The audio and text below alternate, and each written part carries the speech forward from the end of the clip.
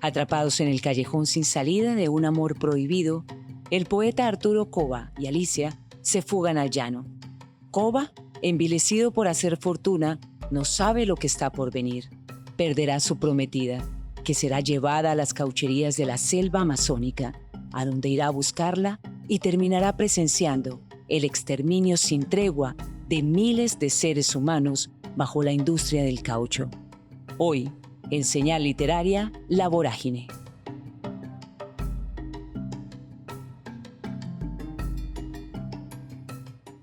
Bienvenidos una vez más a Señal Literaria. El día de hoy tenemos un homenaje muy especial a esa obra que cumple 100 años de publicada y que nos sigue hablando al oído todo el tiempo, La Vorágine, que de paso estamos homenajeando a su autor, gran autor, José Eustacio Rivera.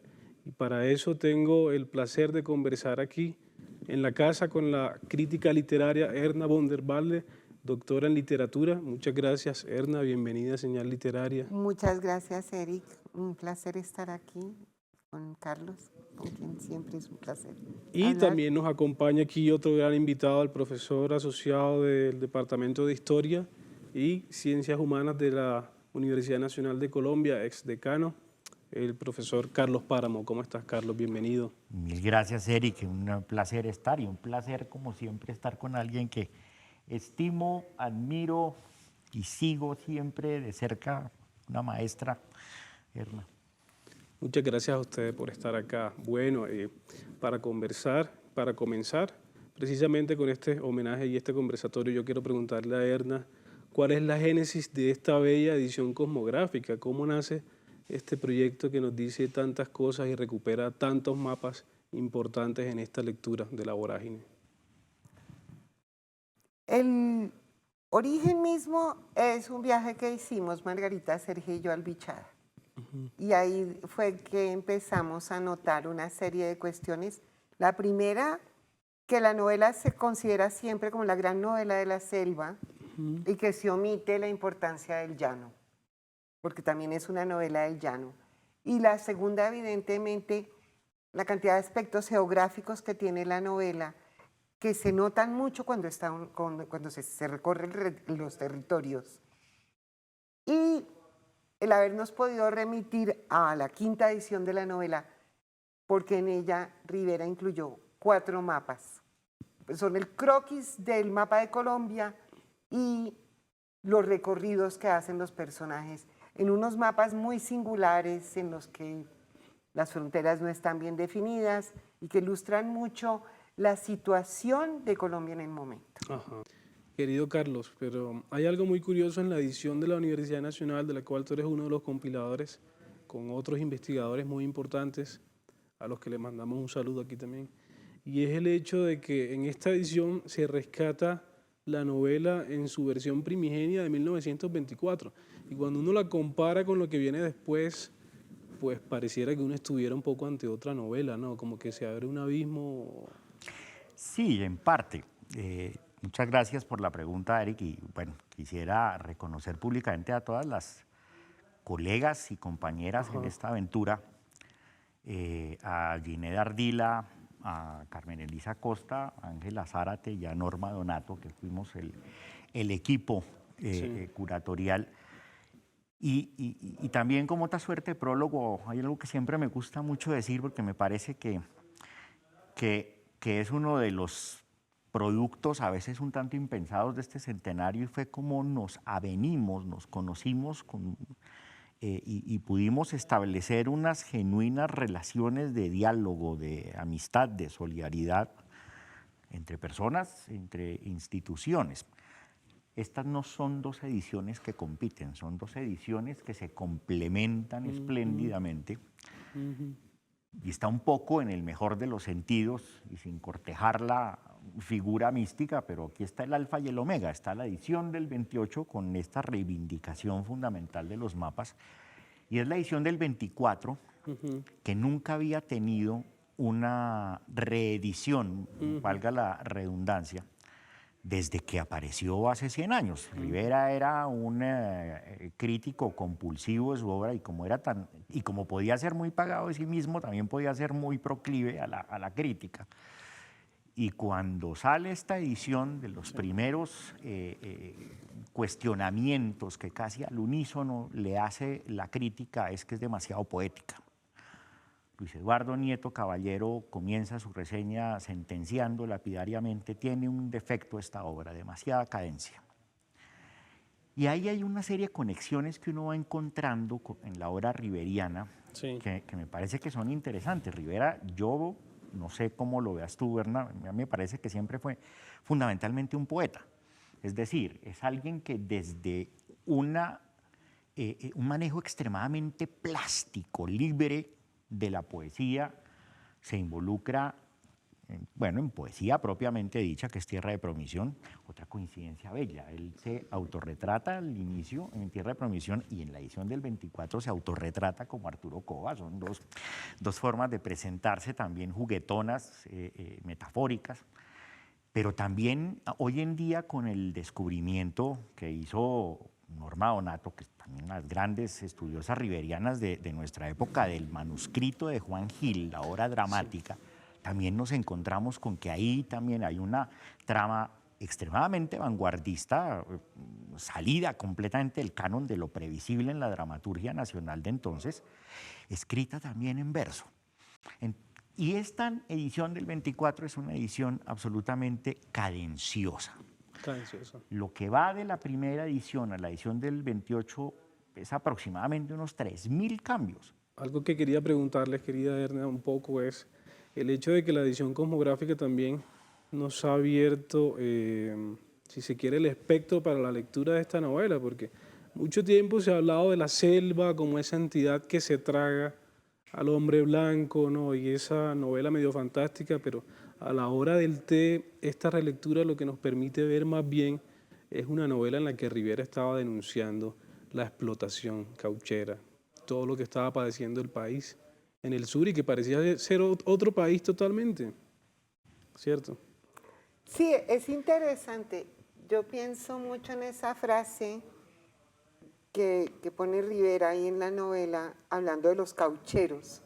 Dice, es el hombre civilizado, el paladín de la destrucción. Y que haya pasado durante un siglo desapercibida.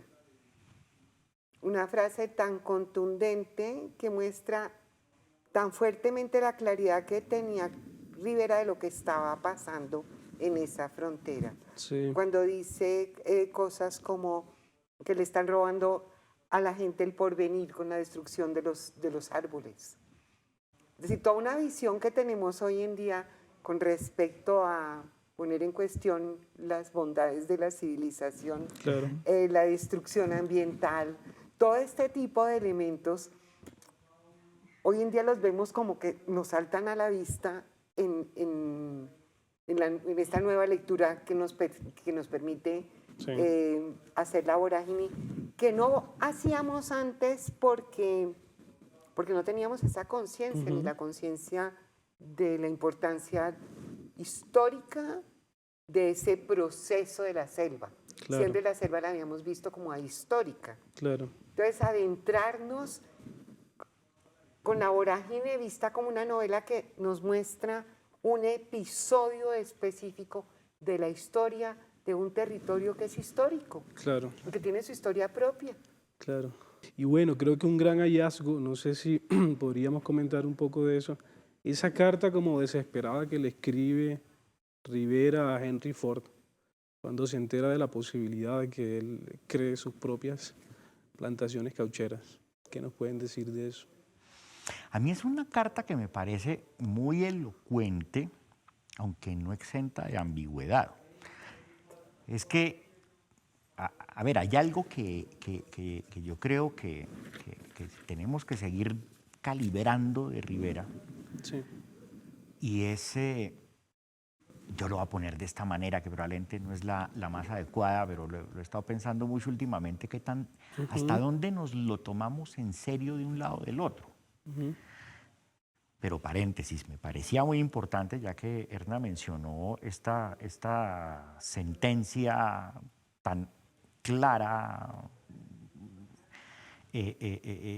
profética, lapidaria de la vorágine. Hay una espléndida exposición en este momento en la Biblioteca Nacional curada por Erna, donde justamente se hace énfasis en ese aspecto, y pues me parece muy importante también invitar a quien nos acompañe a asistir a la biblioteca, a encontrarse con esta exposición. Sí. Y volviendo al asunto de la carta Henry Ford, o sea, hay parte de la magistralidad es algo que no siempre se había reconocido, y es la profundidad de los personajes. Como son personajes que son cambiantes, son personajes que van experimentando metamorfosis con arreglo a la situación conforme se adentran. Y también Rivera es un personaje que experimenta múltiples metamorfosis conforme sus distintos roles. Hay algo que me ha obsesionado, Berna, últimamente, que es una especie de epifenómeno, y son las fotos de Rivera. O sea, uno hace una galería de fotos de Rivera y él no se parecía a sí mismo en ninguna. De acuerdo. O sea, Rivera es un personaje absolutamente de mil caras, que entre otras cosas muere de 40 años y parece de 65, con un envejecimiento muy rápido. Y yo tiendo a ver ahí también una enorme capacidad de cambio en Rivera conforme la perspectiva y de situarse en distintos lugares. Y esa carta a Henry Ford, si bien evidentemente es una carta de admonición, de que ya hemos visto cómo la selva cobra venganza frente a este tipo de intenciones, empresas de índole expoliatorio, civilizatorio, como se quiera ver, él en cualquier caso le está diciendo, aprenda de la historia y hágalo distinto, pero en cualquier caso le sigue, no le dice no lo haga, le dice aprenda de la historia y hágalo distinto. Y yo creo que esa ambigüedad es parte de lo que hace tan poderosa la argumentación en La Vorágine. No es una admonición unidimensional. Rivera tenía una enorme capacidad de apercibir las enormes contradicciones en Occidente. ¿Y cómo creen ustedes que debería leerse la novela hoy en día, teniendo en cuenta que gracias un poco a la apertura que nos hacen estos libros, uno siente que Rivera está denunciando también un poco las dinámicas de acumulación del capital, ¿no? Parece un tema central en La Vorágine. Es un tema central en La Vorágine, sin la menor duda. Yo creo que Rivera puso el dedo en la llaga en una cantidad de elementos, pero evidentemente la novela también es tan multifacética y cubre tantos aspectos y crea tantos personajes, ¿no? Quiere ser todo, quiere retratar todo. Entonces a veces él mismo se lamentaba que la denuncia caía en oídos sordos porque como que no le prestaban atención a lo que le estaba tratando de denunciar. Creo que hoy en día entendemos mucho mejor o estamos más alerta. No es que los entendamos mejor, pero sí estamos más alerta a los procesos extractivos. Entonces creo que leemos mejor esa dimensión en la novela, entendemos mejor con qué profundidad Rivera fue denunciando los distintos aspectos de cómo se producía la explotación cauchera. Es además impresionante, es decir, cotejando lo que dice la novela, por ejemplo, con el material que ya es algo que ha sido profundamente investigado, ¿no? Se da uno cuenta del conocimiento tan increíble que tenía. La novela casi que es un documento en ese sentido muy poderoso y confiable, mucho más que muchos estudios que se han hecho, dijéramos, científicos de lo que estaba pasando en las caucherías en ese momento. Entonces, creo que es gracias a que entendemos o estamos más alertas a la destrucción que producen los procesos extractivos que la novela se hace más clara. Claro, totalmente. Y no sé, una cosa que me ha quedado a mí un poco en el pensamiento también leyendo el libro de Isaías Peña, es que Rivera en el fondo era un gran patriota, ¿no? Era como un hombre muy consciente de la geografía nacional. Y no sé si el hecho de la pérdida de Panamá lo había dejado marcado también. ¿Cómo lo ven ustedes? Y Rivera, además que él trabajó en la Comisión de Límites, ¿no? No, claro, Rivera, es decir, pero yo creo que, bueno, es una noción de patriota mucho más rica en matices, y eso es lo que lo hace interesante. digamos, comparado con otros intelectuales de su época, no exentos ni mucho menos de interés también y de riqueza, Rivera creo que tenía una enorme capacidad de nuevo, y eso está todo el tiempo en la novela y en las contradicciones y en su propia vida personal, de ponerse en dos lugares distintos, de ver desde adentro y de ver desde afuera. Sí. Ciertamente fue un defensor acérrimo de los intereses nacionales, Claro. de las fronteras nacionales. En parte el argumento de La vorágine es sin decirlo, porque seguro está interpelando a un público lector que tiene eso perfectamente marcado como una cicatriz abierta todavía en su conciencia. Esto es Panamá, esto va a ser Panamá. Ajá. Esto va a ser Panamá. Que le dice, el Putumayo se está perdiendo y el Caquetá también, le espeta a Balbino Jácome a Clemente Silva en algún momento. Pero también, como está diciendo eso, a veces solemos pensar que es una novela sobre la Casa Arana y solamente en parte. Él está diciendo, como pasó esto, porque ya está hablando en pasado, esto está pasando en Venezuela ahora. Es decir, en la banda orinoquense está pasando otra vez la Casa Arana y nos quedamos solamente con el hecho de la Casa Arana. Él tiene unos célebres debates muy sonados con geógrafos a través de la prensa, bajo el título genérico de falsos postulados nacionales. Es un despiadado y muy acertado también crítico de la cartografía oficial y del control que se tiene sobre la venalidad de los funcionarios diplomáticos en las fronteras, aunque hay que reconocer que él a la vez le da crédito a algunos, pues por su excepcional trabajo. Pero por otro lado, también tiene un apercibimiento del problema de la construcción de la patria como un fenómeno simbólico, pero como un fenómeno afectivo. Sí, yo creo que has tocado una cantidad de puntos que son importantísimos en esta situación, ¿no? Porque yo también siento que Rivera tiene una visión, además, dijéramos, de soberanía. Soberanía, Exacto. es la palabra, sí. Que era algo que funcionaba y operaba como un concepto importante en esa época, porque evidentemente la pérdida de Panamá es una herida en la soberanía nacional. Exacto. Y eso va a ser muy importante. Además, biográficamente, Rivera está estudiando en la Escuela Normal Superior y él es de los primeros que marcha en contra de Rafael Reyes porque quiere firmar el acuerdo con los Estados Unidos de separación de Panamá. Termina en la cárcel como líder estudiantil. Rivera era un apasionado de absolutamente todo, sí, obviamente. Pero hay una cosa que yo también creo que él hace, y tú me dirás si estoy aquí ya delirando, que es el territorio del Putumayo está en conflicto, Sí. en disputa entre Colombia y Perú, y efectivamente el Tratado Salomón Lozano no se firma sino hasta el 24, cuando sale la vorágine. O en el 22 o en el 24, yo no me acuerdo, en el 22, sí. Y la Casa Arana no se va. Se firma el acuerdo y la Casa Arana no se va. Y Rivera es consciente de eso.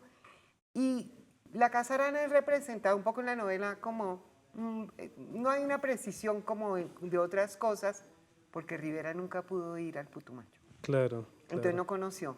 Todo esto lo pone en boca de otro personaje porque no visitó. Claro.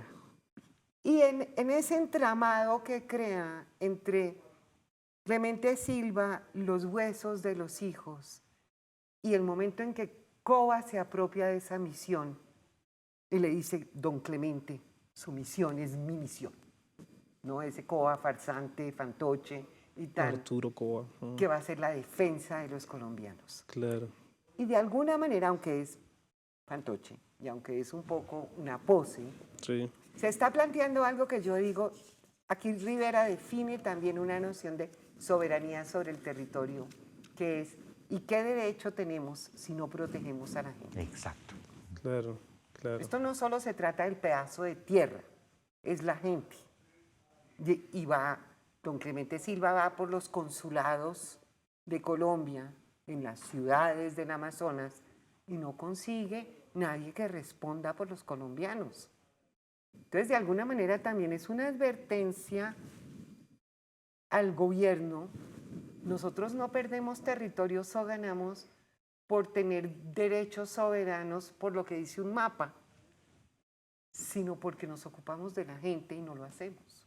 Así es. Y yo creo que esa es como una de esas cosas que se entretejen ahí, que Exactamente. se pueden Sí. pensar. Sí, claro. Querida Erna, además que la novela pone en entredicho las nociones, tú lo dices muy claro, de progreso y desarrollo, ¿no? Eso está totalmente puesto en cuestión. Arturo Cova, si bien es una voz que no transmite tanta confianza, pues a la hora del té sí nos termina contando muchas cosas importantes.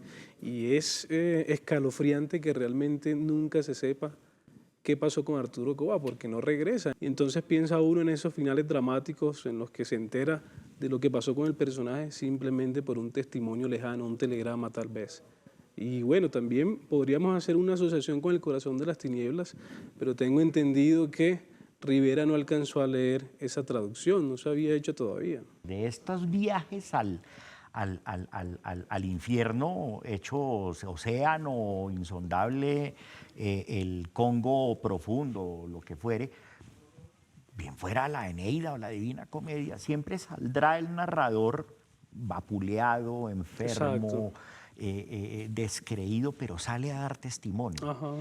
Y ese inclusive es uno de los muchos epígrafes, creo que es el primero de Moby Dick. De Moby Dick, sí.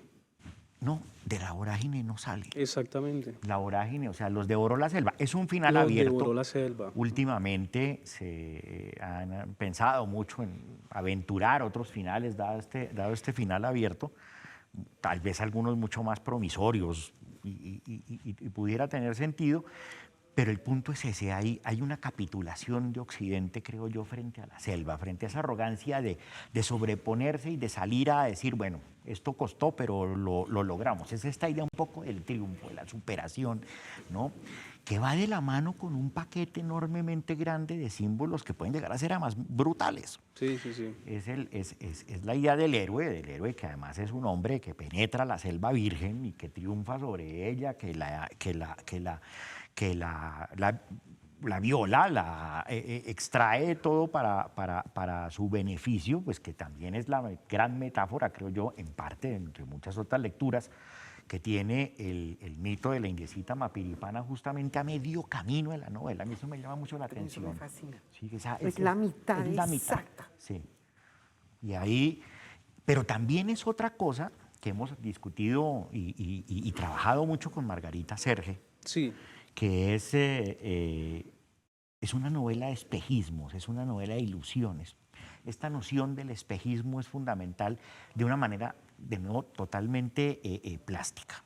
Es desde el espejismo que se encontrarán recién llegados al llano, donde le dice don Rafa, ahórrese los disparos, porque los animales están mucho más lejos de lo que usted cree, son fenómenos de la región, que a mí me encanta. Claro, totalmente. Pero también es el espejismo de la fortuna y de la fortuna rápida, es el espejismo de triunfar sobre los elementos. Todo el tiempo son estas ilusiones, pues la venta de ilusiones. Claro, totalmente. Narciso Barrera vendiendo ilusiones con postales, con perfumes, con máquinas de coser, etc.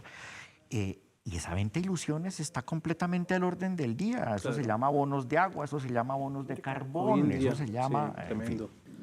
Claro, y bueno, ya para ir cerrando, también el asunto de la deuda, creo que es el texto de Camilo Domínguez, el que comenta un poco ese sistema perverso que hace que finalmente generaciones y generaciones sigan esclavizadas en el Orinoco y en el Putumayo, porque además siempre se habla de la selva amazónica, pero hay que tener en cuenta que esto atraviesa el Orinoco también, ¿cierto? Y que pues el asunto de la deuda era realmente perverso. Generaciones enteras de familias esclavizadas con ese sistema. A ver, eso es de los lugares que a mí me parecen de los más finos e interesantes en la edición que prepararon Erna y Margarita. Vamos, esa reflexión sobre la deuda y sobre la mercancía. Deuda. Pero además, a ver, hay algo que también sorprende. Yo creo que valdría la pena que nos fijáramos un poco más en tratar de examinar el mundo intelectual de Rivera en sus años de formación. A mí hay algo que me conmueve profundamente. En el Archivo General e Histórico de la Universidad Nacional están las notas de Rivera. Están los certificados anuales con las notas.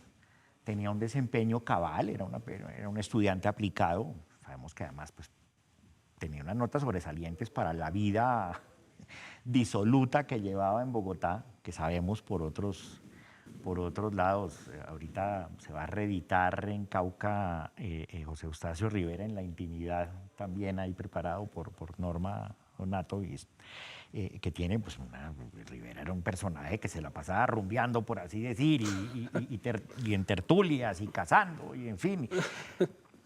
Y esas notas, solo una materia, se reúne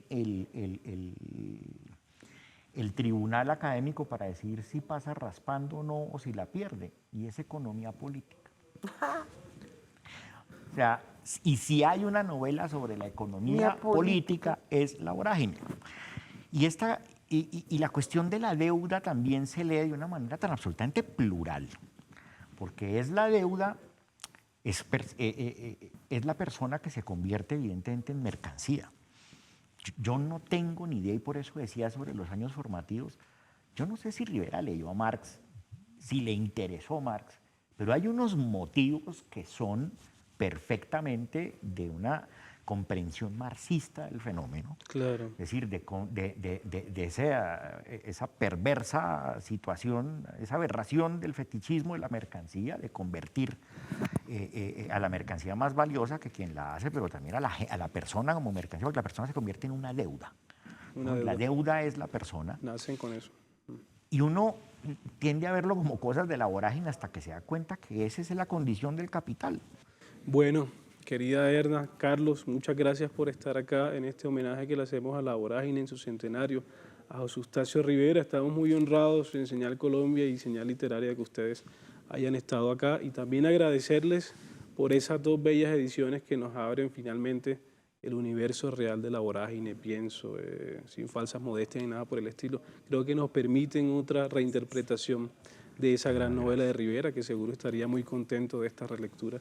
Les voy a pedir el favor de que nos lean cada uno, si les parece, un breve fragmento, el que seleccionen, para darle un broche de oro a este programa.